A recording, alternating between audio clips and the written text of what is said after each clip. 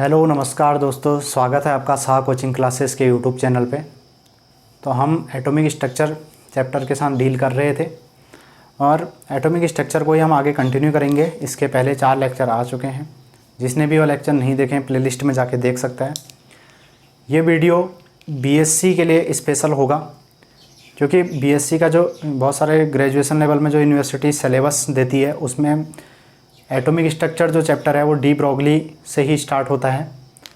तो बीएससी के लिए भी स्पेशल वीडियो है और 11th-12th के स्टूडेंट के लिए तो है ही है, चल ही रहा है।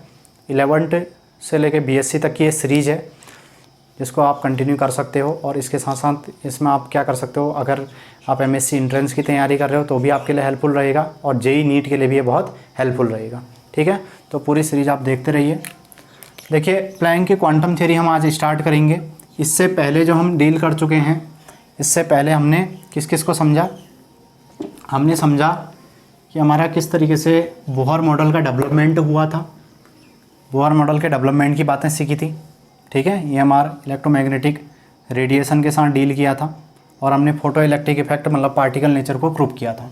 अब प्लैंक की क्वांटम थ्योरी आती है। प्लैंक ने क्या किया था, 1900 में क्या की थी, थ्योरी दी थी जिसे हम क्या बोलते हैं, प्लैंक की क्वांटम थ्योरी बोलते हैं।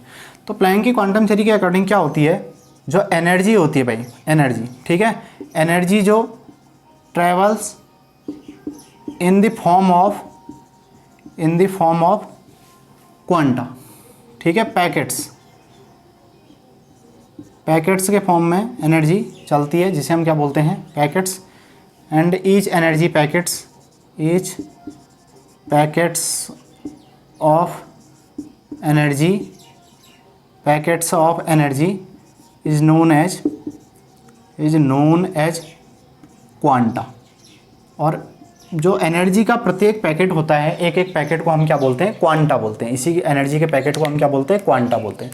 एनर्जी जो ट्रैवल करती है, इनने बोला कि वो क्या होती है, वो पैकेट्स के फॉर्म में ट्रैवल करती है और each packets of energy is known as quanta. उसी हम पैकेट्स ऑफ एनर्जी को हम क्या बोलेंगे, क्वांटा बोलेंगे। ठीक है, तो क्वांटा बोलेंगे एनर्जी के पैकेट को हम। तो ये बात इनने बोली थी प्लैंक ने। ठीक है, और क्या होता है, अगर इसी, ठीक है, अगर यही क्या होगी, यही एनर्जी क्या होगी, अगर लाइट एनर्जी होगी, ठीक है, अगर क्या होगी, यही एनर्जी क्या होगी, लाइट एनर्जी। अगर यही एनर्जी क्या होती है, लाइट एनर्जी होती है, तो एनर्जी का पैकेट क्या कहलाएगा, वैसे तो क्वांटा बोलेंगे, लेकिन लाइट एनर्जी होगी तो इसी को हम क्या बोल देते हैं, फोटोन बोल देते हैं। अगर आपसे कोई बोले फोटोन क्या है, तो फोटोन कुछ नहीं है, फोटोन क्या है, क्वांटा ही है। लेकिन वो क्या होती है, जब एनर्जी क्या होती है, लाइट एनर्जी होती है, उस केस में हम एनर्जी के पैकेट को क्या बोलते हैं, फोटोन बोलते हैं। ठीक है, अब ये फोटोन क्या होता है, देखिए, एक सेकंड में जो कितने 10⁻23 पैकेट्स, प्लैंक ने बोला कि क्या एक सेकंड में जो एनर्जी के पैकेट आते हैं कितने आते हैं, 10⁻23 पैकेट्स आते हैं, 10 की घात 23 है ना, 10⁻23। यानी कि जो एनर्जी है, मान लो ये एनर्जी का कोई सोर्स रखा हुआ है, ये है, और यहाँ से एनर्जी क्या हो रही है, रिलीज हो रही है तुम्हारी बहुत सारी एनर्जी। तो यहाँ से जो एनर्जी रिलीज होगी, एक पैकेट एनर्जी का रिलीज हुआ, फिर अगला पैकेट रिलीज होगा, फिर अगला पैकेट। तो ये पैकेट्स के फॉर्म में जाती है, जो एनर्जी आती है वो क्या होती है, पैकेट्स के फॉर्म में होती है तुम्हारी। ये इनने बोला था। तो प्लैंक की क्वांटम थ्योरी में जो बात निकल के आई, इनने क्या बोला, एनर्जी होती है पैकेट्स की फॉर्म में, और एक पैकेट जो एनर्जी का होता है उसे हम क्या बोलते हैं, 10⁻23 बोलते हैं। अब थोड़ा सा इसका अगर मैथमेटिकल ट्रीटमेंट देखें, मैथ्स में बोले तो एनर्जी, भाई आने वाला कोई भी रेडिएशन, उसकी जो एनर्जी होती है वो किस पे डिपेंड करती है, इनने बोला कि उसकी जो एनर्जी होगी उसकी फ्रीक्वेंसी पे डिपेंड करेगी। क्योंकि हमने देखा था रेडिएशन के पास क्या होती है, रेडिएशन को हम किस तरीके से कैटेगराइज करते हैं, रेडिएशन को हम कैटेगराइज करते हैं on the basis of frequency and wavelength. उनकी अलग अलग फ्रीक्वेंसी होगी। तो एनर्जी जो होती है डायरेक्टली प्रोपोर्शनल होती है किसकी, फ्रीक्वेंसी के। जितनी ज़्यादा एनर्जी होगी, ठीक है, जितनी ज़्यादा फ्रीक्वेंसी होगी उतनी ज़्यादा उसकी क्या होगी, एनर्जी भी होगी। और यहाँ से अगर हम इसको हटाते हैं, इस प्रोपोर्शनलिटी साइन को, तो क्या हो जाएगा, E इक्वल टू क्या आ जाएगा, एच न्यू आ जाएगा। ठीक है, where h is Planck's constant. इसी को हम क्या बोलते हैं, प्लैंक्स कांस्टेंट बोलते हैं। ठीक है, प्लैंक कांस्टेंट होता है।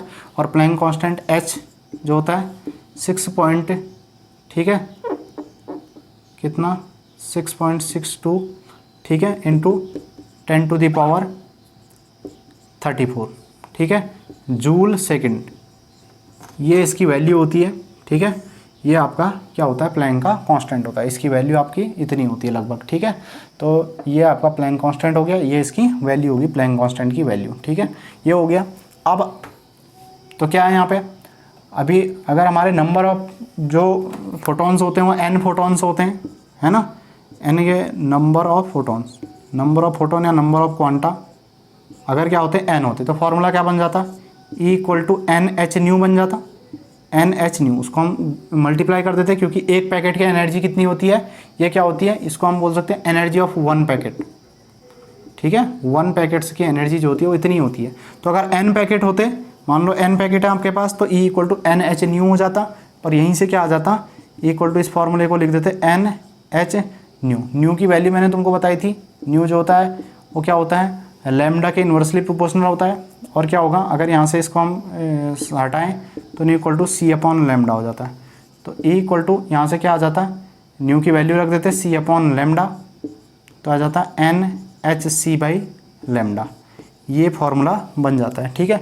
तो ये फार्मूला बन जाता है आपका E equal to n h c by lambda, इसको यहीं पे लिख देते हैं E equal to n h c by lambda, ये फार्मूला बन जाता है किसके लिए, जब नंबर ऑफ फोटोन तुम्हारे क्या होंगे, n नंबर ऑफ फोटोन, कितने भी फोटोन मल्टीप्लाई कर दो एनर्जी उसकी निकल के आ जाएगी। अगर आपको ये सारी चीज़ें पता हैं, तो ये चीज़ें आपको पता है तो ये निकल के आ जाएगा। तो ये तो आपकी थी प्लैंक की क्वांटम थ्योरी। तो प्लैंक ने क्या समझाया था भाई बताओ, अगर प्लैंक की क्वांटम थ्योरी एक्सप्लेन करने को आती है तो क्या होती है, प्लैंक ने क्या बताया था, प्लैंक ने बताया था कि हमारे क्या होती है, कोई भी जो एनर्जी होती है वो किसकी फॉर्म में होती है, जब एनर्जी ट्रैवल करती है तो in the form of photon, ठीक है। तो वो क्या होती है, in the form of packets के फॉर्म में ट्रैवल करती है, जिसे हम क्या बोलते हैं, क्वांटा या फिर फोटोन बोलते हैं। तो फोटोन लाइट एनर्जी के केस में हम उसे फोटोन बोलते हैं, अदरवाइज हम उसे क्या बोलते हैं, क्वांटा बोलते हैं। ये हमने डील किया था इसके साथ। अब ये तो हमारे हो गया प्लैंक की क्वांटम थ्योरी, ये बात होगी, ये बात हमने देख ली, ठीक है। अब हम जो अगली बात यहाँ से सीखेंगे वो क्या सीखेंगे, डी ब्रोगली की इक्वेशन, ठीक है, equation of de Broglie. Planck quantum theory का ही यूज़ करते हुए डी ब्रोगली ने इक्वेशन दी हुई थी, ठीक है। और ये प्लैंक की क्वांटम थ्योरी अभी हमने आगे इससे पहले लेक्चर में बात की थी, ब्लैक बॉडी रेडिएशन में भी ये हेल्प करती है, ठीक है। तो इस बात को हम पढ़ चुके हैं। अब हम आगे बात करते हैं, अगली जो बात हम करेंगे यहाँ से वो हम बात करेंगे, देखिए डी ब्रोगली की इक्वेशन की। De Broglie equation, de Broglie साहब ने क्या कहा था, देखिए ये मैटर वेव के बारे में कहते हैं, मैटर वेव, और ये क्या बताते हैं, डुअल नेचर बताते हैं, ठीक है ना। किसकी बात करते हैं, dual nature, dual nature of radiation, radiation के डुअल नेचर की बात करते हैं। अभी तक हमने क्या पढ़ा था कि भाई रेडिएशन का नेचर पार्टिकल नेचर भी होता है, और कैसा नेचर होता है उसका, वेव नेचर भी होता है। रेडिएशन का नेचर पार्टिकल नेचर भी होगा और कैसा होगा, वेव नेचर भी होगा। पार्टिकल नेचर को प्रूव करने वाले एक्सपेरिमेंट क्या है, photo electric effect, black body radiation. और अगर हम वेव नेचर की बात करें तो इंटरफेरेंस डिफ्रैक्शन, ये आप फिजिक्स में पढ़ते हैं, ठीक है, फिजिक्स में पढ़ोगे या फिजिक्स में आपने पढ़ लिया होगा। तो ये तुम्हारे क्या होते हैं, एक्सपेरिमेंट होते हैं। अब लेकिन डुअल नेचर, इनने क्या बोला भाई, इनने एक बात बोली, देखिए मैटर वेव, और इनकी एक बहुत अच्छी बात जो है, ये क्या बोलते हैं, नेचर लव्स सिमेट्री, ठीक है ना, नेचर लव्स सिमेट्री। तो नेचर को क्या पसंद है, देखो भाई नेचर को सिमेट्रिकल चीज़ें पसंद हैं, ठीक है ना। नेचर क्या होती है, मोस्टली चीज़ें आपने देखी होंगी सिमेट्रिकल होती है। भाई एक इंसान को ही देख लो, तो हमारे पास क्या है, हमारे दो हाथ होते हैं तो बराबर होते हैं, दो पाँव होते हैं तो बराबर होते हैं, है ना। तो होता क्या है मोस्टली केसेस में, और आपने देखा होगा जब आप मार्केट में जाते हो तो जूता लेने जाओगे तो क्या होगा, दो जूते जो मिलेंगे या दो चप्पल जो मिलेगी वो क्या मिलेगी, अगर आपको क्या है 8 साइज़ की चप्पल लगती है तो 8 दोनों 8 ही साइज़ की लाओगे, एक 9 की और एक 8 की तो ला नहीं सकते हो, है ना। वो क्या हो जाएगी, अनसिमेट्रिकल चीज़ हो जाएगी। तो इनने क्या बोला था, नेचर को जो पसंद है वो क्या पसंद है, सिमेट्री। नेचर भी सिमेट्रिकल होना चाहती है, नेचर भी सिमेट्रिकल चीज़ों को रखना पसंद करती है, ये बात इनकी थी। और बहुत बढ़िया कॉन्सेप्ट था डी ब्रोगली साहब का, ठीक है। तो मैटर वेव, अब इनने क्या कहा, देखिए जैसे आप नॉर्मली एक एटम की बात करते हो, एटम का कुछ इस तरीके से आप बना देते हो, लेकिन एक्चुअली एटम ऐसा होता नहीं है, ठीक है ना। उसमें क्या होता है, उसके साथ एक मैटर है, मान लो ये एटम है तो ये क्या होगा, मैटर है, और इस मैटर के साथ क्या होती है, एक वेव एसोसिएट होती है। इनने क्या बोला, इस जो तुम्हारा ये मैटर है, ठीक ठीक है, यह एटम है, इसके साथ क्या होगी, एक वेव भी एसोसिएट होगी। तो इसका नाम हम क्या बोलेंगे, इसका नाम हम बोल देते हैं मैटर वेव। इसी को हम क्या बोलते हैं, मैटर वेव बोलते हैं। देखिए ये मैटर के साथ क्या एसोसिएट हुई, वेव एसोसिएट। इन्होंने कहा कोई भी मैटर है दुनिया में उसके साथ क्या होगी, एक वेव एसोसिएट होगी, जिसका नाम हम क्या बोलेंगे, मैटर वेव बोलेंगे। देखिए इस तरीके से, ठीक है। तो मैटर ऐसा होता है बिल्कुल, ठीक है। और ये क्या होगा, इसका जो डिस्ट्रीब्यूशन होगा वो पूरा का पूरा क्या होगा, सिमेट्रिकल होगा, अनसिमेट्रिकल नहीं होगा, ठीक है। सिमेट्रिकल मतलब बराबर चीज़ें, ठीक है। तो बराबर होगा, और क्या होगा, एक जगह कम एक जगह ज़्यादा ऐसा नहीं हो सकता। ये डी ब्रोगली की हाइपोथेसिस थी। डी ब्रोगली ने बोला था कि भाई डुअल नेचर होता है रेडिएशन का, और उनने मैटर को क्या बोला, मैटर वेव का नाम दिया। उनने कहा इसके पास दोनों नेचर होते हैं, क्योंकि वेव पार्टिकल के तरह भी नेचर रखेगा और वेव के तरह भी नेचर रखेगा। और इनने क्या बोला, वेव पार्टिकल डुअलिटी की बात की, और बोला नेचर क्या होती है, नेचर सिमेट्रिकल चीज़ें रखना पसंद करती है, इसे बोलते हैं नेचर लव्स सिमेट्री। अब अगर हम इसकी इक्वेशन की बात करते हैं, इक्वेशन कैसे निकल के आती है, इक्वेशन का ड्राइव करते हैं। देखिए तो इक्वेशन का डेरिवेशन करते हैं, देखिए आराम से। सबसे पहले इनने क्या किया, इन्होंने भी अकॉर्डिंग प्लैंक क्वांटम थ्योरी ली। तो according to Planck's quantum theory, ठीक है, क्या होता है, जो एनर्जी होती है ई इक्वल टू क्या होता है, एच न्यू होता है। अभी हमने पढ़ा था एनर्जी जो होती है, ठीक है, कोई जब भी एनर्जी कहीं भी रेडिएशन की जो एनर्जी होगी वो किसके बराबर होगी, एच न्यू के बराबर होगी। और इसी को हम क्या बोलते हैं, न्यू। न्यू इक्वल टू क्या होता है, सी बाई लेमडा होता है ना। ये फॉर्मूला भी अभी हमने पढ़ा था। तो न्यू इक्वल टू क्या होता है, सी बाई लेमडा, क्योंकि फ्रीक्वेंसी जो होती है वेवलेंथ की इन्वर्सली प्रोपोर्शनल होती है। देखिए कैसे आता है, ये चीज़ भी मैं डिस्कस कर देता हूँ। न्यू जो है वो इन्वर्सली प्रोपोर्शनल होता है लेमडा के। तो न्यू यहाँ से हटाओगे तो क्या हो जाएगा, प्रोपोर्शनलिटी साइन सी आ जाएगा, और new equal to C by lambda, जहाँ सी क्या हो जाएगी, स्पीड हो जाएगी, ठीक है। सी को हम क्या बोलेंगे, स्पीड या फिर वेलोसिटी बोल देंगे, ठीक है, ये होगी। तो न्यू इक्वल टू क्या हो जाएगा, सी बाई लेमडा। ये फॉर्मूला बन गया तुम्हारा, ई इक्वल टू क्या बन गया, एच सी बाई लेमडा, ठीक है। तो फॉर्मूला क्या हो गया, E equal to h c by lambda, ये फॉर्मूला बन गया। तो ये फॉर्मूला बन गया, इसको हमने बोल दिया इक्वेशन नंबर फर्स्ट। तो एक इनने इसकी हेल्प ली। दूसरा, अगर हम अकॉर्डिंग टू आइंस्टाइन बात कर लेते हैं, ठीक है। आइंस्टाइन रिलेशन, जो एनर्जी का रिलेशन है उनका, मास एनर्जी इक्विवेलेंस है, ठीक है, वो क्या होता है, E equal to m c square, ठीक है। ये बेसिक कॉन्सेप्ट केमिस्ट्री के आप जब पढ़ोगे तो वहाँ पे डील कर लोगे इसके साथ, क्योंकि मैटर और एनर्जी वहाँ पे दो ही बातें होती है। तो ई इक्वल टू क्या होता है, एम सी स्क्वायर होता है, ठीक है। तो ये दो इक्वेशन होगी। इक्वेशन फर्स्ट बनी E equal to h c by lambda, दूसरी बनी E equal to m c square. अब दोनों इक्वेशन को हम इक्वेट कर लेते हैं। तो from equation first and second, from equation first and second, ठीक है, तो हमको क्या मिलेगा, वी गेट, क्या मिल जाएगा भाई, अगर दोनों इक्वेशन को इक्वेट कर लेते हो, ये एनर्जी है, इसकी इस एनर्जी की वैल्यू वहाँ पर उठा के रख दो। तो ई की वैल्यू आपने रखी एम सी स्क्वायर उठा के, और आगे है तुम्हारा एच सी बाई लेमडा। तो आप जानते हो एक सी से एक सी कैंसिल हो जाएगा, फिर बचेगा एम सी, और यहाँ पे क्या बचेगा, एच बाई लेमडा, ये बचेगा। और आप क्या कर सकते हो, देखो एम सी, सी जो है वो क्या है, वेलोसिटी तो है ना। सी जो स्पीड ऑफ लाइट होती है, स्पीड ऑफ लाइट को हम क्या बोलते हैं, वेलोसिटी बोलते हैं। तो इसे हम क्या लिख सकते हैं, वी लिख सकते हैं। तो m b equal to h upon lambda हो गया। लेमडा को ऊपर ले जाओ, एम को इसको नीचे ले जा लो, तो लेमडा इक्वल टू क्या हो जाएगा, एच अपॉन एम वी, ये आ गया, ठीक है। लेमडा इक्वल टू क्या आया, फॉर्मूला जो आया, लेमडा इज इक्वल टू कितना आया, एच अपॉन एम वी। अब देखो भाई एम वी क्या होता है, एम इंटू वी, इसी को हम क्या बोलते हैं, मोमेंटम। मास इंटू वेलोसिटी को हम क्या बोलते हैं, मोमेंटम, ठीक है।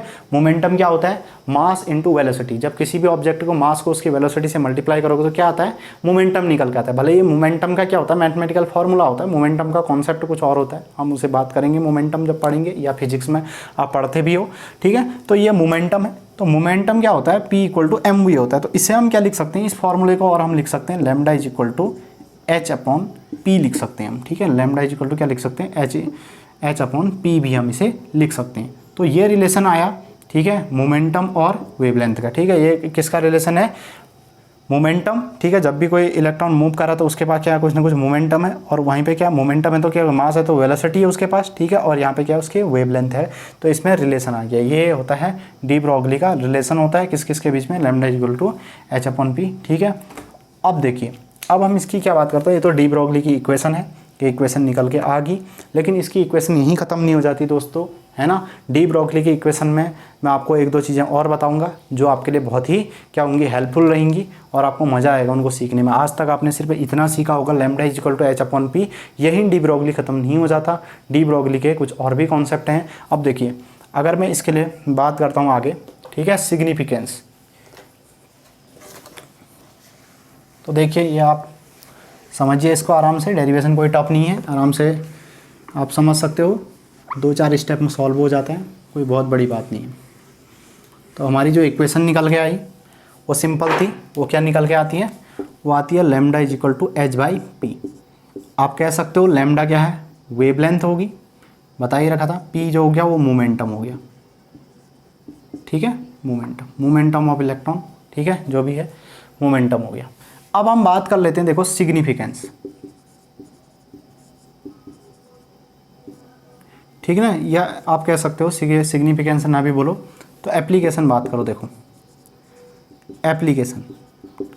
एप्लीकेशन ऑफ डी ब्रॉगली, ठीक है, डी ब्रॉगली इक्वेशन का एप्लीकेशन कहाँ होता है। ये जो डी ब्रॉगली इक्वेशन आपने निकाली lambda is equal to h/p, इसका क्या एप्लीकेशन है। देखिए ये बहुत इंपॉर्टेंट बात है, समझने वाली बात है। तो एप्लीकेशन क्या होता है, देखिए अगर हम इसके एप्लीकेशन की बात करें तो आप क्या प्रूव कर सकते हो इससे, ठीक है, आप कर सकते हो प्रूफ ऑफ बोहर पोस्टुलेट। अब आप कहोगे अभी तो बोहर मॉडल पढ़ा नहीं और उसका पोस्टुलेट पहले आप कह रहे हो।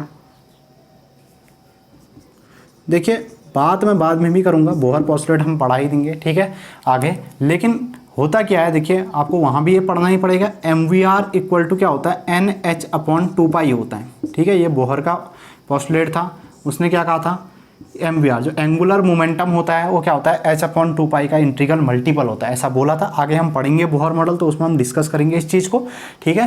तो MVR इक्वल टू NH/2π, और जो ग्रेजुएशन के स्टूडेंट है उनने तो ये कहीं ना कहीं पढ़ा ही होगा, बोहर मॉडल जब पढ़ा होगा MVR इक्वल टू NH/2π।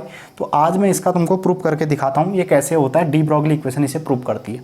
देखिए डी ब्रॉगली ने जो बात की थी, उन्होंने क्या कहा था, ये मान लो मैटर है और मैटर अपने साथ क्या करता है, एक वेव एसोसिएट करता है ना।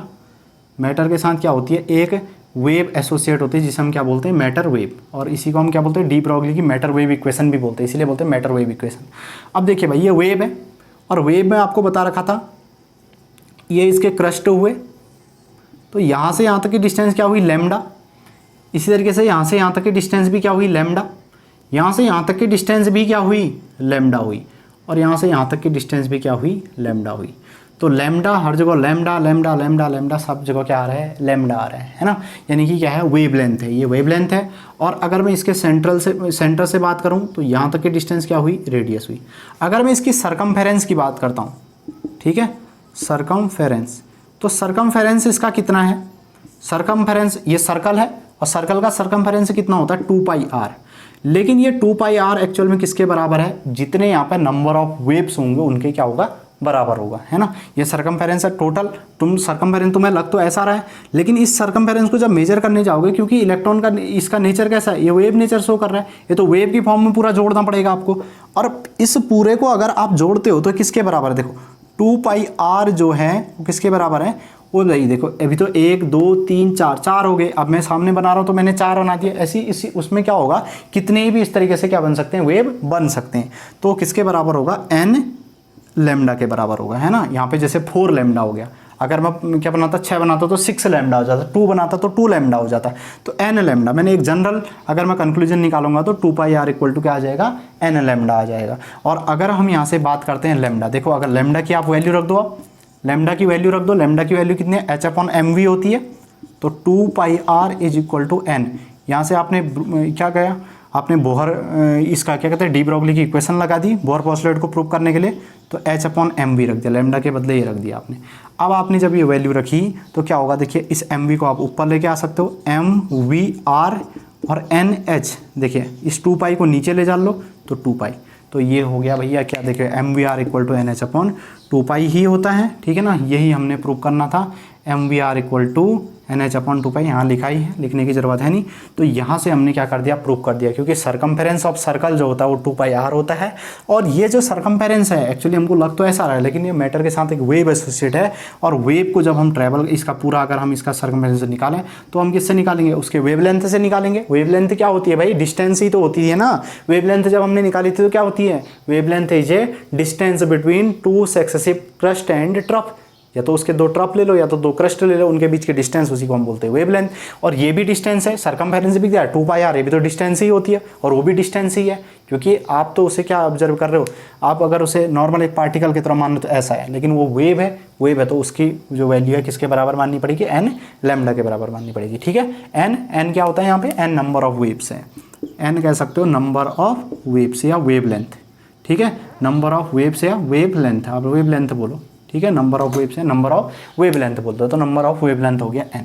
यहाँ से क्या होता है, बोहर मॉडल ये क्या कर देता है, प्रूव कर देता है बोहर के पोस्टुलेट को। बोहर का पोस्टुलेट आप पढ़ोगे MVR, ये क्या कहता है, जब भी कोई क्या होता है, जब भी कोई देखिए ऑब्जेक्ट है और वो सर्कुलर मोशन कर रहा होगा, ठीक है, तो उसके पास मोमेंटम ना होते हुए क्या होता है, एंगुलर मोमेंटम होता है। उसी एंगुलर मोमेंटम को MVR बोलते हैं। वो h/2π का इंटीग्रल मल्टीपल होता है।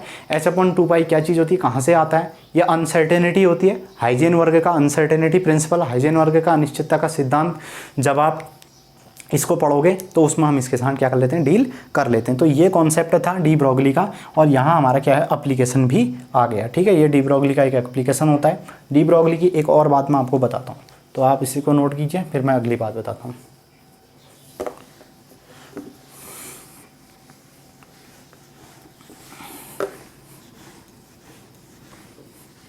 तो देखिए दोस्तों, आप कोई भी टॉपिक पढ़ते हो तो उसे इस तरीके से पढ़िए ताकि उसमें कोई चीज़ रह ना जाए। ठीक है ना, तो यही काम मैं आपके लिए कर रहा हूँ। सारे कॉन्सेप्ट यहाँ पे मैं आपको देता हूँ, जो भी कॉन्सेप्ट इससे रिलेटेड होंगे वो सारे कॉन्सेप्ट हम यहाँ पे बताते हैं। ठीक है, तो अगर हम बात करें, देखिए मैटर वेव, इसको हम मैटर वेव भी बोलते हैं, डी ब्रोगली इक्वेशन को मैटर वेव इक्वेशन के नाम से भी जानते हैं।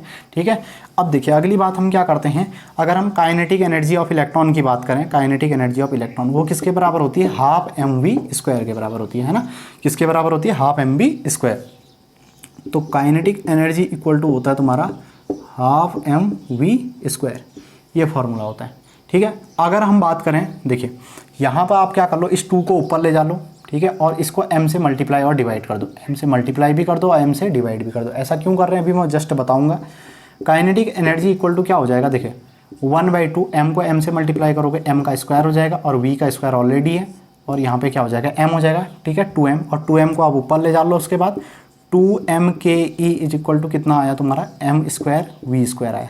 और तुम जानते हो mv किसके बराबर होता है, p, तो m² और v² किसके बराबर हो जाएगा, p के स्क्वायर के बराबर हो जाएगा। ठीक है, अगर डेरिवेशन तुम्हें लग रहा है कि फास्ट हो रहा है तो आप वीडियो को आराम से देख सकते हो। ठीक है, क्योंकि भाई देखिए जब हम वीडियो बना रहे होते हैं, है ना, तो अब देखिए अगर कोई बच्चा पीछे से पूछने वाला हो तो हम आराम से क्या करते हैं, उसको रोक के बता सकते हैं। लेकिन यहाँ पर ऑनलाइन में क्या है कि भाई वीडियो बना रहे हैं, अब मुझे तो ऐसा पता तो है नहीं कि तुम्हारे समझ में आ रहा है या नहीं आ रहा है, तो उम्मीद करता हूँ आ रहा होगा, है ना, और नहीं आ रहा तो वीडियो को रोक के आप फिर से देख सकते हो। लेकिन फिर भी मैं कोशिश करूँगा थोड़ा सा मैं आराम से बताऊँ। तो देखिए काइनेटिक एनर्जी जो है 12mv² होती है। आपने उसको क्या किया, m से मल्टीप्लाई भी किया, डिवाइड भी किया। ऐसा क्यों किया, आप तुम्हारे समझ में आ गया होगा, क्योंकि m² और v² बन जाता है, और m² v² बन जाएगा तो ये क्या बन जाएगा, p का स्क्वायर बन जाएगा, है ना, क्योंकि m और v जो होता है मैंने बताया था मोमेंटम होता है, मास इंटू वेलोसिटी करोगे तो मोमेंटम होता है। तो यहाँ से m² v² p² के बराबर बन जाएगा।